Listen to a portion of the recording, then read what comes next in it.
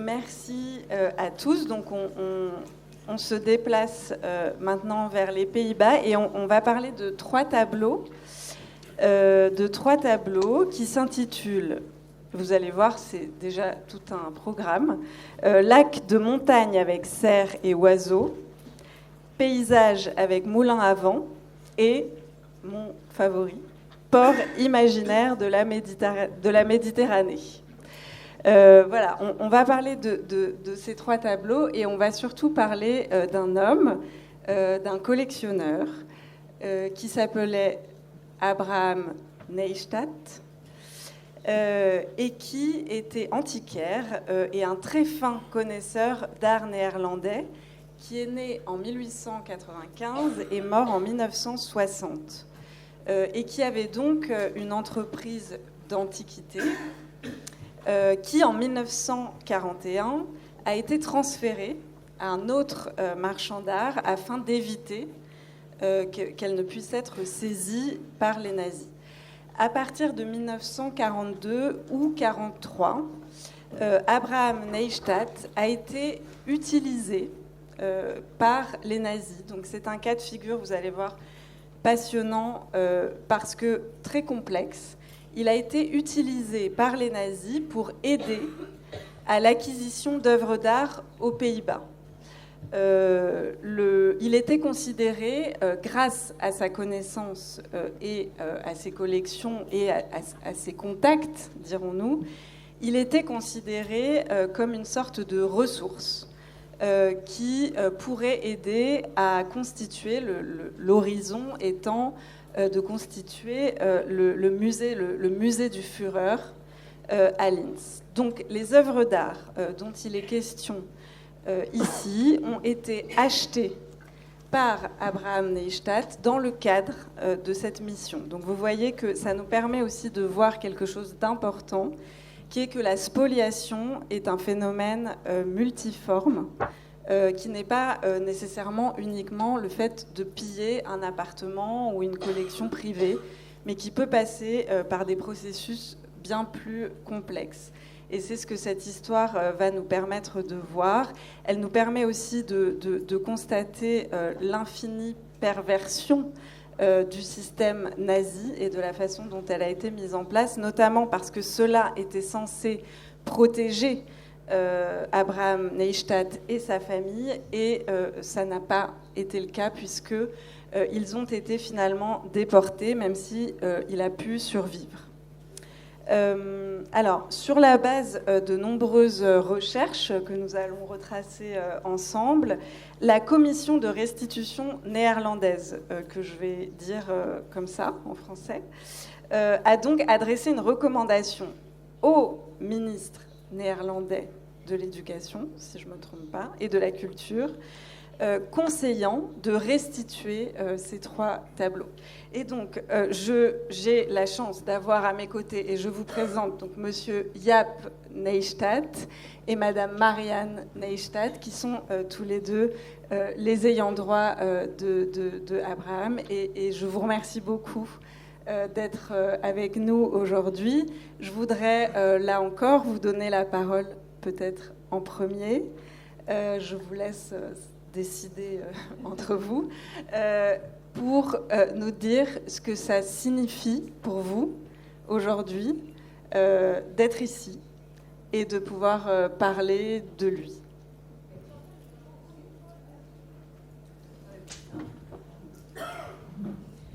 Okay. In English also. Oui. Pardon? Oh, no. In English. Thank you, all of you, for us to be able here. It's a real honor to be here, and it's sort of, for us, it feels we honor our grandfather in all this. And it was a very special time these last years. When I first was asked to do the applications for the paintings, and then the research started, and the first time we saw the the result of that, we were really like, whoa, this is very exceptional, because we knew very little. We knew he was in Amsterdam. He was, well, more or less forced to find the paintings. But in detail, what the research gave us, we never knew. And maybe I do have to tell, you said he sold them, he bought them. He actually never, a lot of paintings he never really bought himself. But he was forced to find them, and then the Germans said, okay, we want them, and then whoever paid it. But he didn't have any money in these war years, so he couldn't buy them themselves, apart from maybe the three we talk about later. Well, what made it really special is that, as my sister stated, we knew several details, but not as elaborately told by the people who did the actual research, which was a extremely complicated process because the family archives were non-existent. The thing to stress in this extraordinary case, because most of the restitution cases in the Netherlands deal with private owners whose houses were emptied by the Nazis, and dealing with art dealers is a completely different cup of tea. What makes it so complicated is that, and also emotional, is that you picture your grandfather in a situation where the rest of the family is interned, is in a camp, and they push down on him, forcing him to find new works of art to be collected for the Führer Museum. And if he doesn't find interesting pieces, he is told that the family will be on the next train towards the east. So he is partly separated from his family. He has to use all his former contacts to find interesting works of art. Also, it deals with works of art that were in his collection as a gallery owner, so there's two aspects of that. The mix of this forced reality, whatever you want to call it, I told Léa, to me the story reads as if it's straight out of Kafka, is fascinating, very emotional to be confronted with that. I only knew my grandfather for a few years, but I know him through his reputation as an art dealer. And as my sister stated in the beginning, I think the fact that we are so happy with the results of the Dutch committee who did this outstanding job is that we have a chance to not only honor our grandfather, but also that we are able to fill in a few details that the other members of the family, my father, his brother and sister, were unable to fulfill. The subject was too painful. And that's why it wasn't, as I'm sure you're all aware, it happens in many families who suffered in the war. It wasn't open for discussion. On top of that, I think what made it to us difficult is that obviously this conference is about recovered memories. Beautiful title, by the way, because it also stresses something like covered memories. And that goes for many of us. I think most of these families' memories were covered up after the war. But we're not only dealing with our grandfather's and father's memory. We were children born in a family with two concentration camp survivors, my mother's side of the family as well, with massive losses on her side. So what happens now is that there's more or less a balance. I know that my father never wanted to stress the recovery of these works of art because he felt that my mother's history was much, much worse in the war years than his own. So he loved my mother and wouldn't talk about it. So you see how a personal element is very, very important to us. important to the story, important to the way we deal with it. Alors, je me tourne vers vous, Floris Kunert.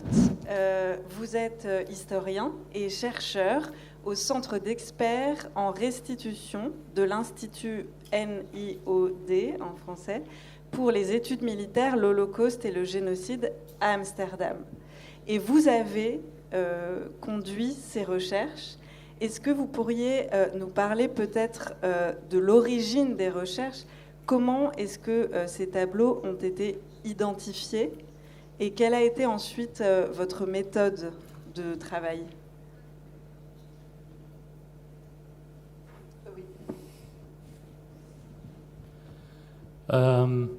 Thank you for this opportunity to highlight a part of this restitution process, which is the research. In the Netherlands, the research into individual restitution cases is being conducted by our institute. We have a section which is specialized in research on looting and restitution, and we deal with every individual restitution case in the Netherlands. So in the past years, since the establishment of the Dutch restitution policy, there have been around more than 200 restitution cases. And each restitution case in generally includes a phase in which the facts are investigated. And since 2018, this investigation is done by our institute at the NIOD. And this research takes place independently from the advisory procedure, but is of course an important element in it and a base for the further deliberations. So, first of all, these investigations deal, of course, with the restitution of art objects. But these art objects are really not the center of the investigation. They are the stories that we investigate are the stories of the people surrounding these art objects, the people that owned them, that traded them, that were involved in their transfer. So the investigations that we deal with always deal with the lives of the people involved. And of course, the facts that we try to uncover are focused on the questions that are necessary for the advisory on restitution of the case at hand, but they usually involve a lot of information on the situation of the families, the owners, the businesses, etc. An investigation like the investigation on Abraham Nijstad and his situation during the war was not able 20 years ago because simply the facts were not at hand.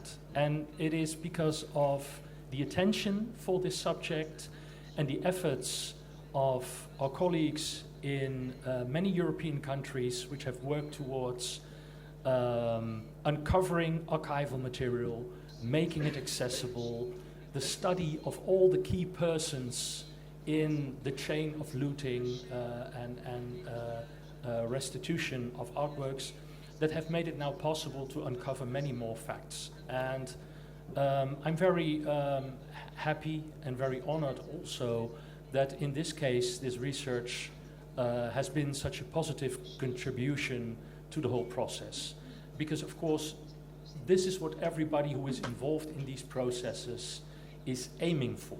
It is supposed to be a process that is, whether it succeeds or not, is at least gives some sense of justice or dignity to the situation and the process. Whether that is possible really depends on individual circumstances. I mean, this past, these kinds of histories can be a burden.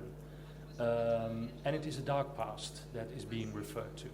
So a restitution process and also the investigation into the facts is often difficult. And from the outset, even though everybody has the best intentions and tries to do it as diligently and as honorably as possible, the outcome of the process is always uncertain. And in this case, I'm very happy that it at least contributed to a rewarding outcome. Alors, je vais me tourner vers vous, Saskia Cohen-Willner. Vous représentez donc la commission. Vous en êtes membre, commission de restitution, et vous êtes aussi professeur d'histoire de l'art au centre universitaire de Leyde. Et alors, peut-être que vous pourriez nous parler du moment où, donc après l'identification des œuvres, puis les recherches qui ont permis d'en confirmer l'histoire, le cas arrive à la commission. Comment est-ce que là, vous, avec vos méthodes propres, vous l'avez traité?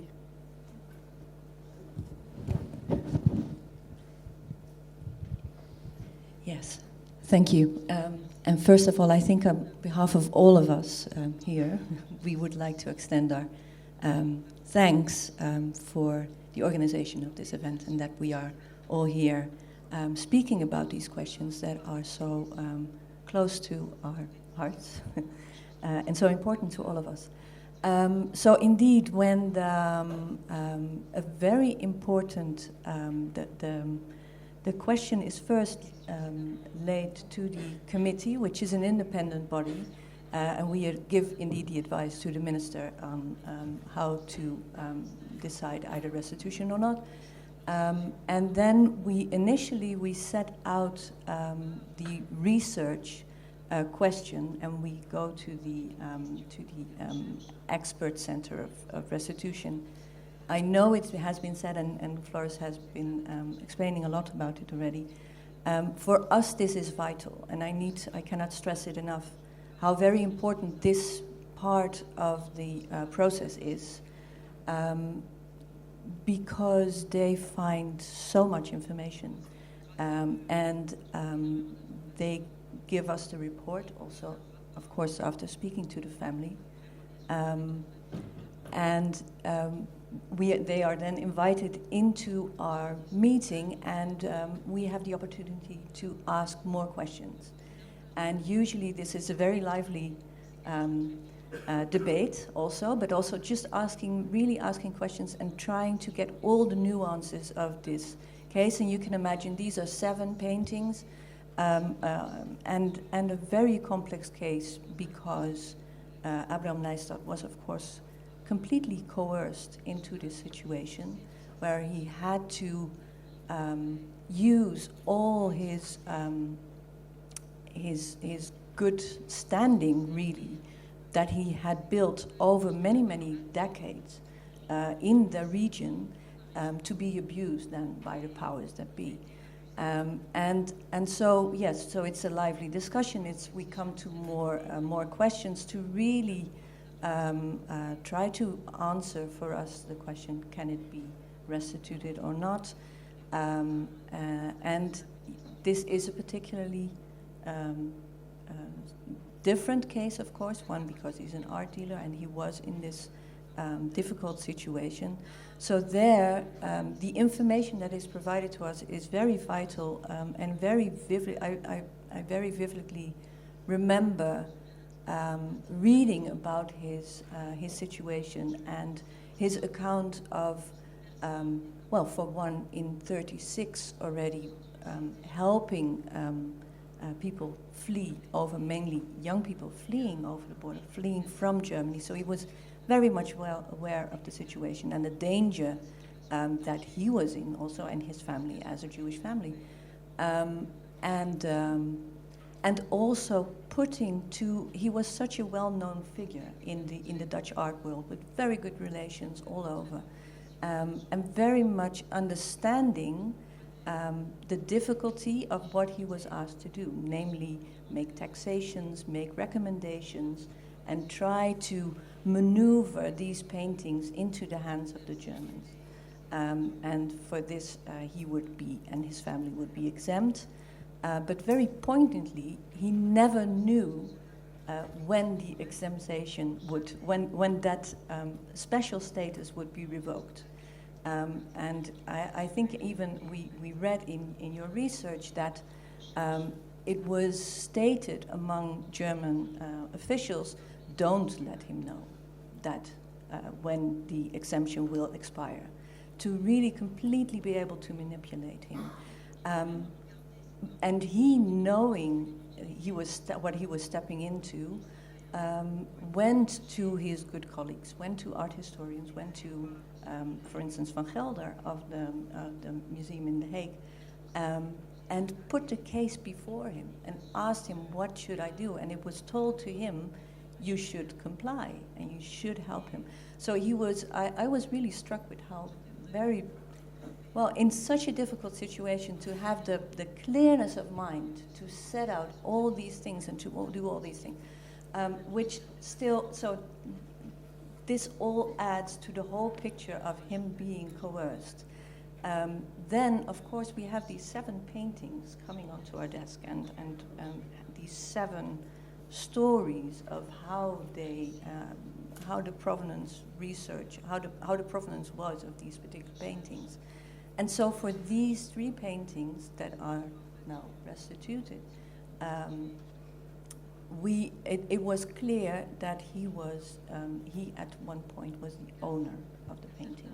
So this was a crucial fact. He owned those paintings, and in the other cases, he was the intermediary, and those paintings went through his hands, yes, but they were not.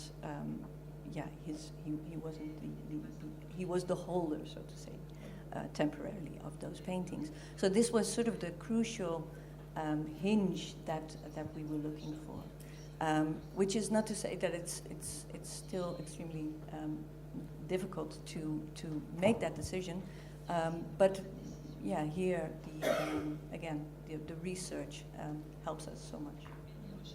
Yes.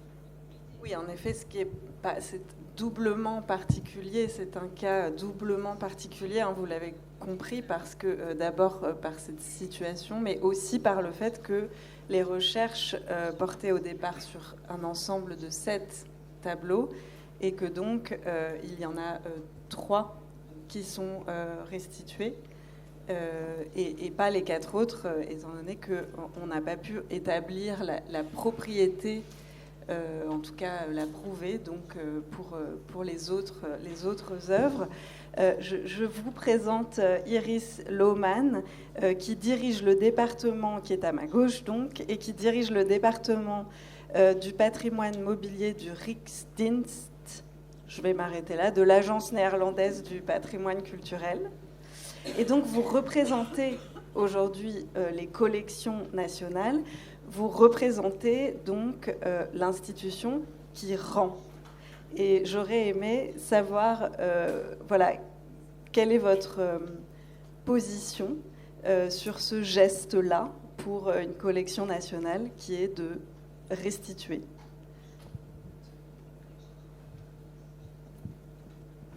Merci beaucoup d'être ici. Chaque fois que je rencontre des enfants et des petits-enfants, pour la première fois, je vois comment ils sont touchés de voir un objet qui a appartenu à leur famille. Et ces objets, ça peut être des tableaux précieux, mais aussi des tapis qui étaient dans des maisons, ou des cuillères en argent, ou des armoires. Et pendant longtemps, ils ont été considérés comme des biens culturels. Et ils étaient gérés par l'État néerlandais et prêtés aussi au musée pour leur valeur artistique et historique. Mais ces objets, ils sont bien plus que cela. Ils sont les porteurs de notre identité, de la communauté, d'une famille et aussi des individus, dont ils font partie de notre histoire et des histoires personnelles. Et il est donc aussi important que mon ministre de la Culture a décidé de mener des recherches approfondies afin d'intenter de restituer davantage des pièces. Parce qu'après tout, la restitution n'est pas simplement le retour d'un objet. C'est le retour d'une histoire, même si elle est douloureuse. Et l'histoire de Marianne et Jaap en est témoigne.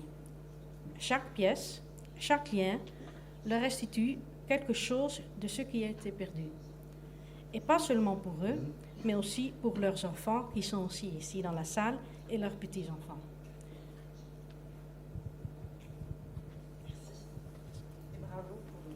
Merci beaucoup. Je vais...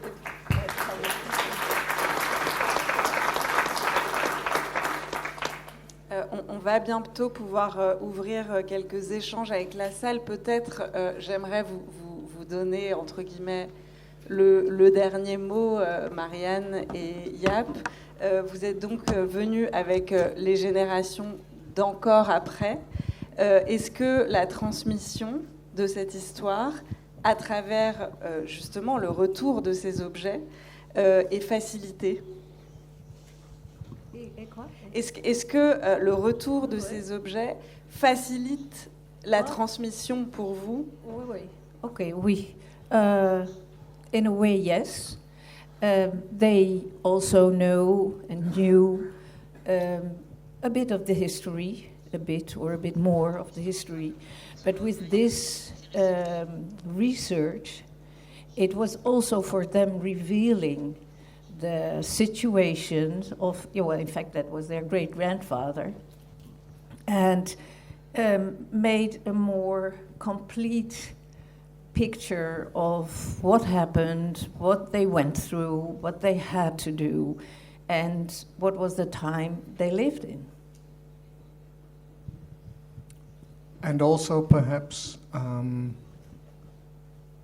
our grandfather came back from Theresienstadt and was confronted with, to put it mildly, a government that wasn't extremely cooperative.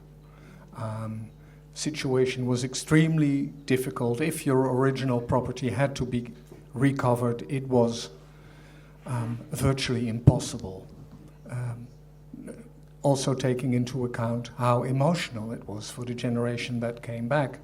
My grandfather was the last of the Parnasim, of the presidents of the synagogue, of a community that counted 120 members. And he came back to his provincial town of Lochem, and 18 had survived. So there was no minya anymore. It stopped. He was confronted with the devastation. He was confronted with an almost obstructive government. And he stopped at that. And we were confronted with a very much proactive organization that was interested in our story, in the story of the paintings, and in the story of the context of the dealings of my grandfather.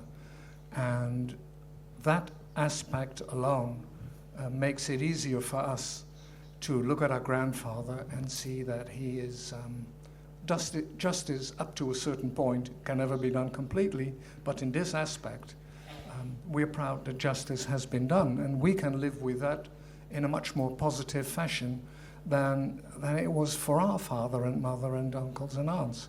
So we feel privileged. Yeah. Merci. Alors, on va être en mesure de vous donner la parole. Donc, nous pouvons aussi prendre des questions sur le panel précédent. Je ne sais pas si un micro peut circuler dans la salle, mais ce micro pourra éventuellement être distribué aussi aux intervenants du panel du Royaume-Uni qui pourront répondre si jamais il y avait des questions qui leur étaient adressées. Pardonnez-moi d'avoir accéléré tout à l'heure.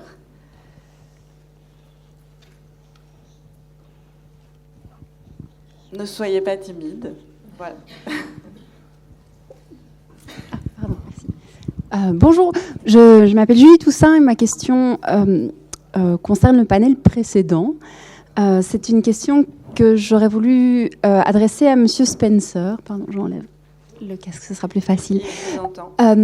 Tout à l'heure, Monsieur Spencer, je ne sais pas où vous êtes. Ah, voilà, bonjour. Vous parliez tout à l'heure d'une succession de comités que le CABING avait dû traverser. Et j'aurais voulu savoir si l'un de ces comités s'était montré défavorable à la restitution. Je n'imagine pas pour ce cas-là, mais sait-on jamais, il faut faire beaucoup d'hypothèses dans notre métier.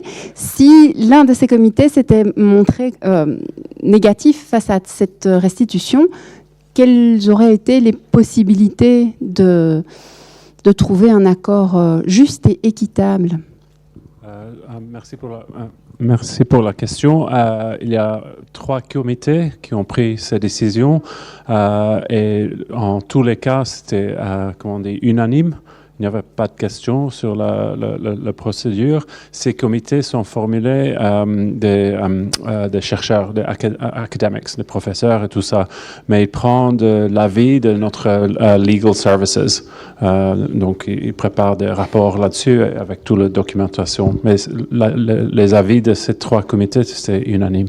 Et si imaginons un autre cas, l'un de ces avis avait été négatif, comment il faut impérativement l'unanimité, j'imagine. Oui, c'est une bonne question. On ne doit pas avoir l'unanimité dans un comité pour que ça passe, mais il y a une hiérarchie de ces comités. Donc, si ça passe pas la première, ça va pas voilà, c'est ça. Oui. Ça doit passer au suivant. Okay. Ouais. D'accord. Ouais. C'est en termes de hiérarchie. Merci.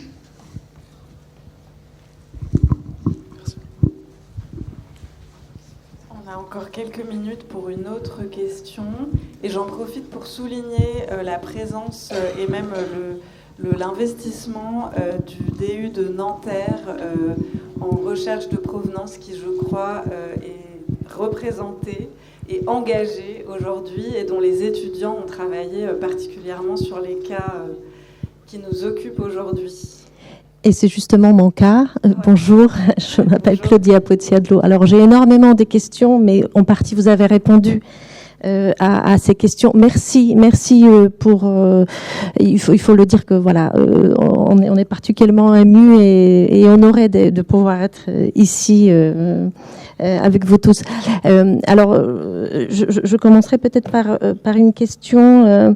C'est un dossier qui est extrêmement complexe, extrêmement instructif et enrichissant pour nous, chercheurs de provenance. On ne pourra pas rentrer dans les détails. Mais ce qui m'a surtout marqué, que c'est un dossier qui montre d'une certaine manière la limite des archives. C'est-à-dire, il y a probablement, il y a eu aussi de documents qui ont pu être falsifiés pour protéger d'une certaine manière les victimes. Et d'ailleurs, la commission a décidé de restituer donc les 3 tableaux avec, je cite, en se basant sur des documents qui, comme je cite, peuvent être considérés ne peuvent ne pas être considérés avec le poids généralement attribué à une déclaration écrite. En effet, le marchand avait déclaré après la guerre que c'était des ventes volontaires. Alors, parce que tout simplement la notion de la vente forcée n'existait pas à l'époque. Donc, d'une certaine manière, la preuve écrite ne constituait pas en réalité une preuve. Donc voilà, ça c'est une question. Et l'autre question, est-ce que se passe-t-il si par exemple au cours de d'autres recherches des documents émergent et qui contredisent d'une certaine manière la mise en œuvre d'une restitution? Comment peut-on la corriger, la révoquer? Voilà. Est-ce que ce cas d'ailleurs peut faire office d'une jurisprudence dans des cas similaires? Merci. Alors, j'ai l'impression peut-être que la première partie de la question serait pour vous, en termes de recherche, la difficulté de travailler avec des documents qui qui contredisent la réalité, en fait, exact. J'ai bien compris. Est-ce que vous avez été confronté à ça en tant que chercheur? Thank you for the question. Of course, constantly. This example that you mentioned about, I will try to explain it in short for the audience. After the war, the Dutch restitution authorities were faced with the question on how to trace all these cultural items that were looted from the country. And the primary instrument they used to do that was to make it compulsory for everybody who had knowledge about transfers of art to issue a declaration to the Dutch government. And they pre-printed forms in order to do that. So it was not a declaration to get something back, but it was a declaration of information about knowledge of something that got into enemy hands. Now, of course, these forms have been filled in diligently by people who had such knowledge. But then, of course, you must take into account the interpretation of the people at the time. What did they consider to be voluntary? Did they consider themselves to be at a standing to make a certain claim that something was involuntary, actually? So even if you have a statement by people made at the time about such transactions, you should always take into account what do you know objectively about their circumstances. And for example, in this investigation, it became abundantly clear that Abraham Nijstad was coerced by the Germans, and that in fact a number of the paintings that he filed such a declaration for could not, in the wildest sense, have been transferred voluntarily from his perspective.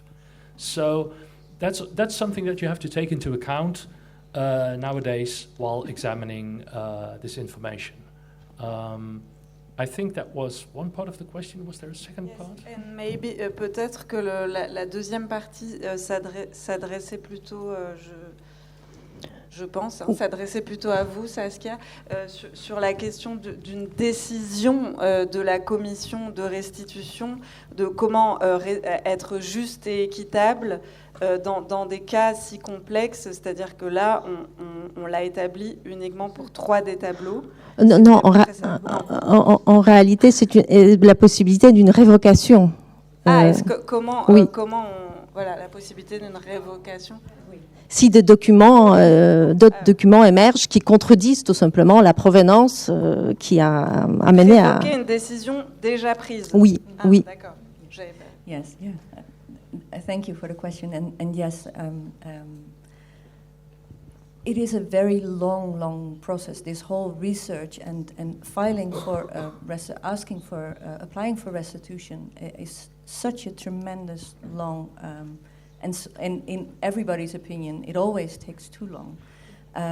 But one of the things that needs to be researched very well is, are these the people, the right claimants? I must say that I cannot think of an example even where we had to revoke, or not us, but we only advised, but where the decision had to be revoked. I don't think there is even a situation in place, because luckily the research has been done so thoroughly that it has not been one of the options.